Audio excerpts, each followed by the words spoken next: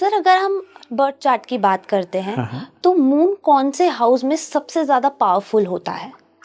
देखिए, मून जो है पावरफुल की बात करें, मून की पावर होती क्या है? मून की पावर होती है कि नीर शीर विवेक। नीर शीर विवेक का मतलब क्या है? नीर शीर होता है जल और दूध को आपस से अलग करना। ये हंस की क्वालिटी होती है। सही गलत की पहचान करना, रेलेवेंट को पकड़ना, इररेलेवेंट को छोड़ देना। और ये मून जो है जब वृष राशि में होते हैं यानी उच्च राशि के कहलाते हैं, तब मून बेहतरीन माने जाते हैं। मून सबसे अच्छे तब माने जाते हैं जब मून के दाएं या बाएं अच्छे प्लैनेट्स बैठे हों, मून के मित्र बैठे हों। मून सबसे खराब तब माने जाते हैं जब मून एकदम अकेले हों किसी भी भाव में और मून के दाएं बाएं कोई प्लैनेट ना हो, अकेले बैठे हों। इसको केमद्रुम दोष बोला जाता है। ऐसा मून जो है कटी पतंग माना जाता है कि जीवन में भटकाव बहुत होते हैं due to their own bad decisions. अब चंद्रमा जो है वैसे तो गुरु के साथ कहा जाता है जी ये गज केसरी योग है जी, राजयोग है। असल में क्या है कि गुरु बहुत बड़ा प्लेनेट है।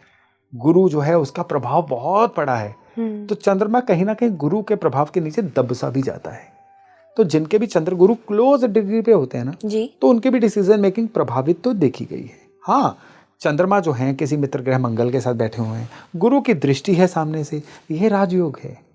ऐसा इंसान जो है अपने जीवन में अपने डिसीजंस की बदौलत बहुत अच्छे फल लेता है। लेकिन यही मून जो है केतु के साथ बैठ जाए डिप्रेशन देगा, शनि के साथ बैठ जाए विश्व दोष दे देता है। ऐसा इंसान इन्फीरियरिटी कॉम्प्लेक्स का शिकार होना शुरू हो जाता है। ऐसा ही मून जो है ये शुक्र के साथ बैठ जाए तो ऐसा इंसान जो है रिश्तों में कहीं ना कहीं किसी डिलेमा का शिकार हो जाता है। चंद्रमा जो है बुध के साथ बैठ जाए, यूं तो इंसान बहुत चतुर बन जाता है लेकिन कई बार ओवर क्लेवर बनने की वजह से जीवन में मार खा जाता है। तो मून हर प्लेनेट के साथ अलग अलग तरह के रिजल्ट देता है। तो ये थोड़ा सा टेक्निकल विषय वस्तु है और हम अपने वार्तालाप को रख रहे हैं कि वो सर्व सुलभ हो, सभी को समझ आ जाए। बिल्कुल सर, अगर आप रेमेडीज की अगर हम बात करते हैं तो क्या रेमेडीज हैं जो आपके मून को स्ट्रॉन्ग करने में आपकी हेल्प करती हैं? जी देखिए, अब जैसा कि मैंने निशानियां बता दी कि अगर मन उचाट रहता है, मन बड़ा परेशान रहता है, रोने का दिल करता है, लगता है कोई मेरी बात को समझ नहीं रहा या मैं खुद को एक्सप्रेस नहीं कर पा रहा हूं, ये चंद्रमा के बहुत बुरी तरह से पीड़ित होने की निशानी है। तो इस केस में चंद्रमा को मत छेड़ो। इस केस में जुपिटर की या मंगल की सहायता लो।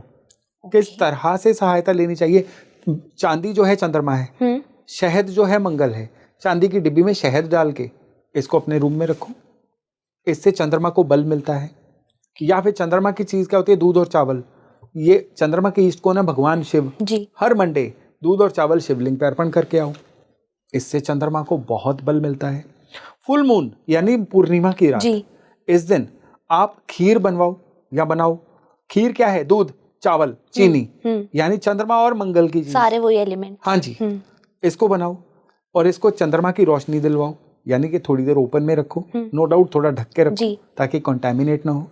उसके बाद इसका खुद भगवान को अर्पण करो, खुद भी खाओ, लोगों को खिलाओ, बांटो भी और खाओ भी। ये चंद्रमा को स्ट्रॉन्ग करने की बहुत बड़ी निशानी है। और घर के वास्तु में भी चंद्रमा बहुत मैटर करते हैं जी। अगर आपके घर के अंदर बहुत ज्यादा डार्क कलर्स हैं, ये चंद्रमा को हिट करते हैं। तो अगर मन कमजोर है तो घर में ओवरऑल लाइट क्रीम कलर ही रखिए, ये चंद्रमा को बल देगा। घर के अंदर स्पेशली नॉर्थ वेस्ट में या नॉर्थ ईस्ट में आप चंद्रशेखर भगवान शिव की फोटो लगाइए जिनके माथे पे चंद्रमा विराजमान है। चंद्रमा को बहुत बल मिलता है इससे। चांदी के गिलास में पानी रखिए रात भर, सुबह पीजिए, सुबह रख दीजिए, रात को पीजिए, दिन में 2 बार, इससे चंद्रमा बहुत बली होंगे। और स्पेशली या ये उपाय बड़ा फनी उपाय है बट इट ऑलवेज वर्क्स, कि घर में पानी के सोर्सेज को सही रखिए। वाटर प्यूरिफायर का फिल्टर चेंज करवाइए साल में 1-2 बार। और जो ओवरहेड आपकी पानी की टंकी है उसकी भी साल में 1-2 बार सफाई करवाइए। यानी आपके घर के पानी के जो सोर्सेज हैं, पानी साक्षात चंद्रमा है, ये साफ नहीं होगा तो कुंडली के चंद्रमा हमेशा बुरा फल देंगे। हाँ, इन चीजों को सही रखिए, चंद्रमा आपके फेवर में हमेशा काम करना शुरू करेंगे ही करेंगे। वाटर इनटेक भी शायद फिर बढ़ाना चाहिए। वाटर इनटेक डेफिनेटली बढ़ाना चाहिए। चंद्रमा को सही रखना है तो दिन में कम से कम 4 से 5 लीटर पानी पीना ही है, फिर वो सर्दियां हो गर्मियां हो। जितने भी लोगों का मन परेशान रहता है ना, आप उनसे पूछ लो, वो पानी कम पीते होंगे। हाँ। पानी कम पीने से मन क्यों विचलित रहता है कि पानी जो है वो चंद्रमा है। अपने बॉडी के अंदर भी आपको पानी का लेवल अच्छा रखना है।